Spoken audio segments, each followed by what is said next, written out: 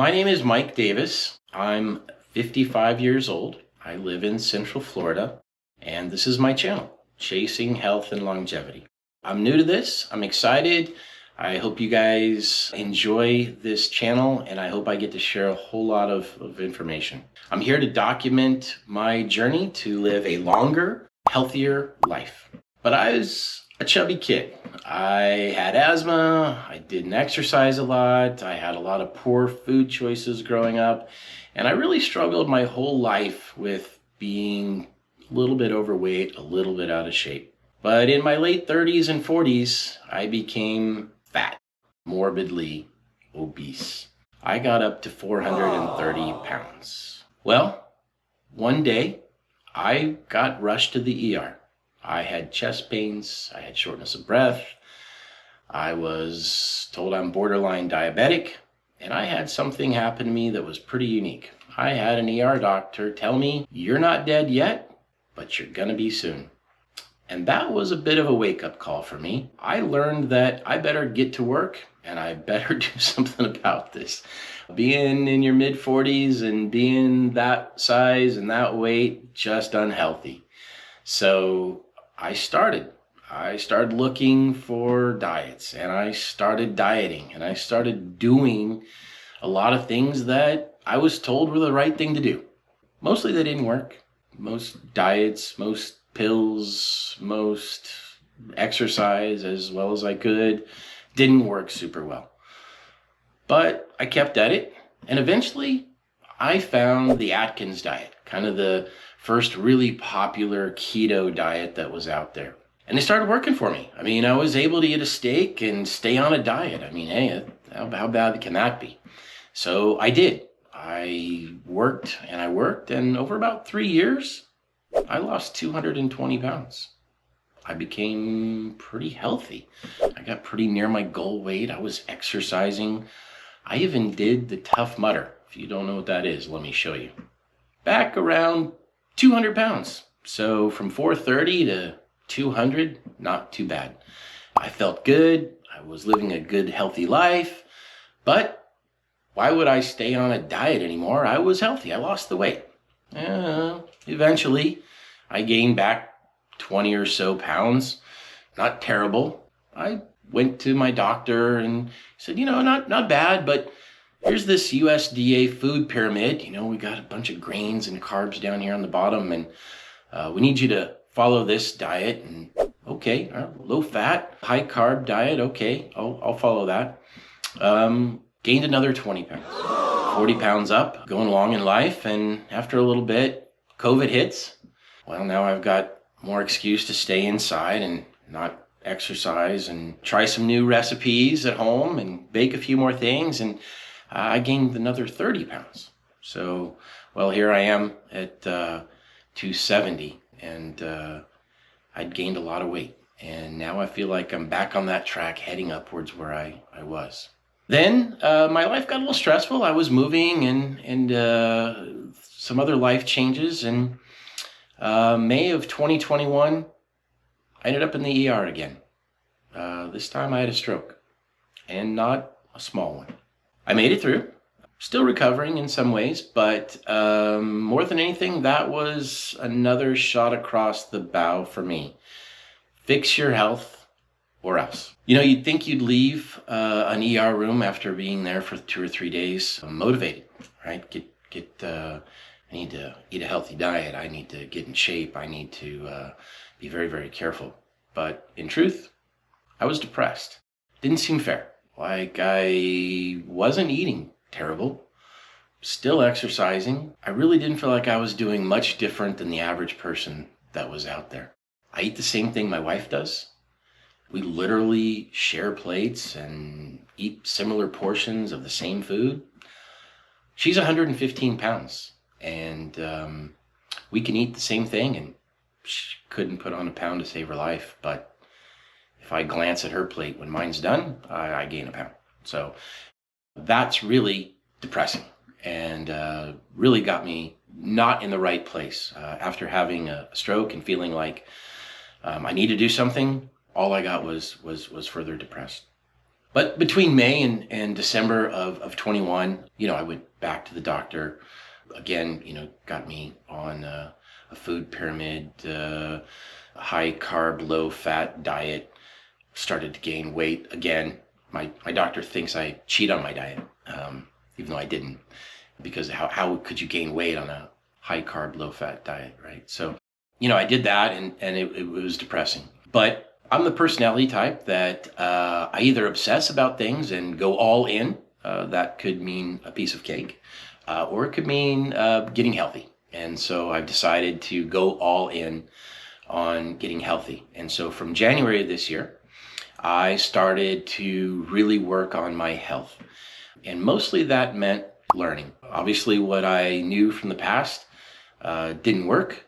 I had a sustainable keto diet and I was able to do that. And that's despite being told that's not healthy, not a long-term solution. It was a kind of a one-time short-term solution to lose that weight, but don't live that way. Then I really started reading and researching and reading and researching and listening and watching and continuing to dive headlong into understanding really what can help. I've accepted that I have a challenging metabolism. I am not genetically gifted. I was raised on many, many poor food choices. What I learned was health food isn't.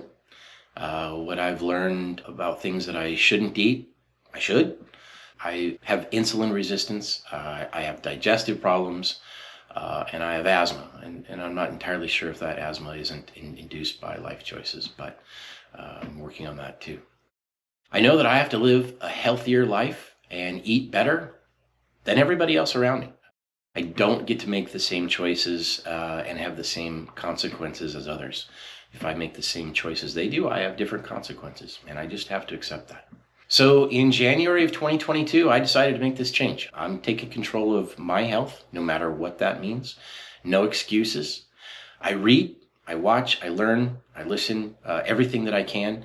And I'm the new CEO of my life, of my health, and I make my own choices. I'm not going to be governed by an ancient USDA food pyramid. I'm not going to be governed by what my doctor was taught 30 years ago in med school.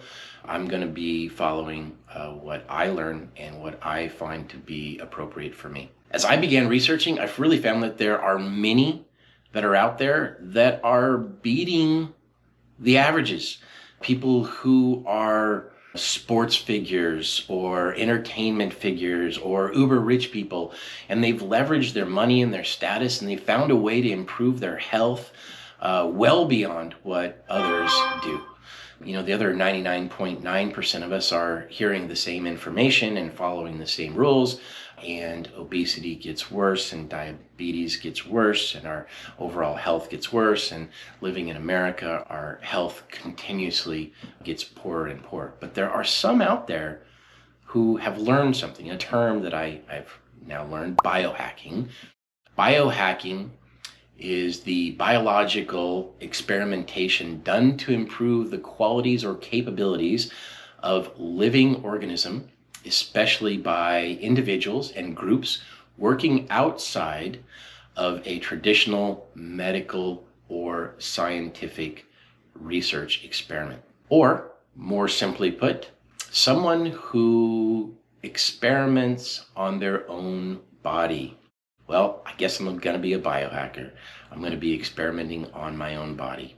So I'm interested in anti-aging, seeing all the people who are actually making huge strides in anti-aging. I've read a book by David Sinclair, Dr. David Sinclair of the Harvard University, and lots of others. There's so much happening. There's a lot of people talking about superhuman life and extreme aging, mental and physical performance above anything previously seen.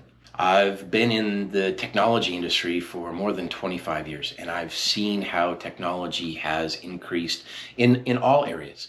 In computers, we often talk about the Moore's Law, where we're increasing technology, whether that's speed of processing or density of storage.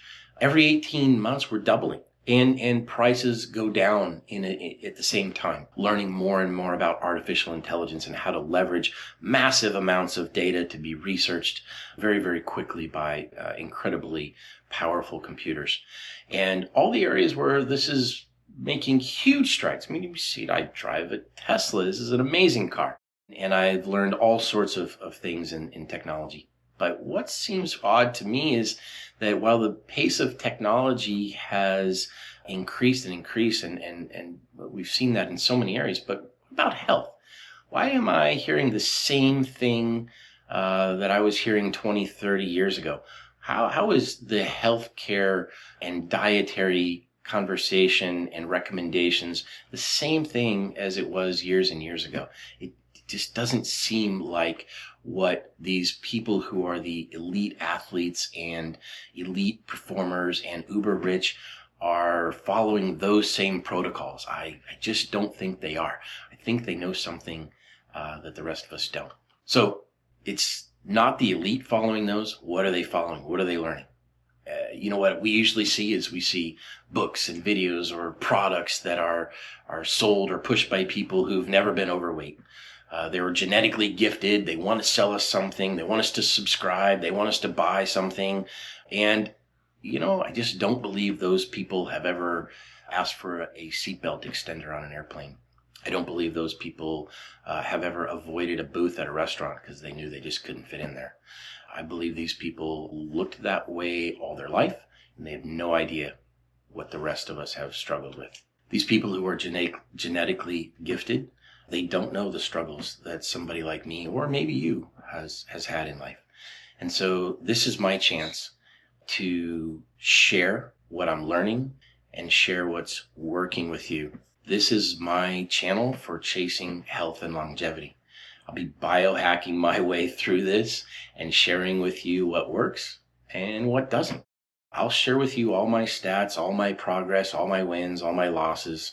And I hope that starts to help you and starts to spark some conversation and some ideas. Of course, weight and health are really important, and that's where we're going to start. But, physical performance and mental performance, different biomarkers, these are all things that to have a long, sustainable life that is happy and healthy, we're going to need to look at some other things. Me, I'm a real person with real struggles, not yet in great shape, but I know I will be. I'm committed to that. I'm going to research and I'm going to share the latest in health technology, whether we're talking biohacking or anti-aging, physical performance, mental performance, all of those that would contribute to a quality of life. I really want this channel to be a source of inspiration. I want it to be a source of ideas and knowledge. And not just one way. I want you to share also with me what's working. What are you interested in? What should I research? What should I try next? But let's share some knowledge. Let's share some truth. To hell with the dogma. I'm not following what's been put out there for the last 50 years just because it's out there for 50 years. We're going to look at everything and analyze and find out what works today. So there's a lot of shortcuts and biohacks that others are using. We're going to figure those out. And I want you to join me. I want you to be a part of this. If something gets you excited, try it.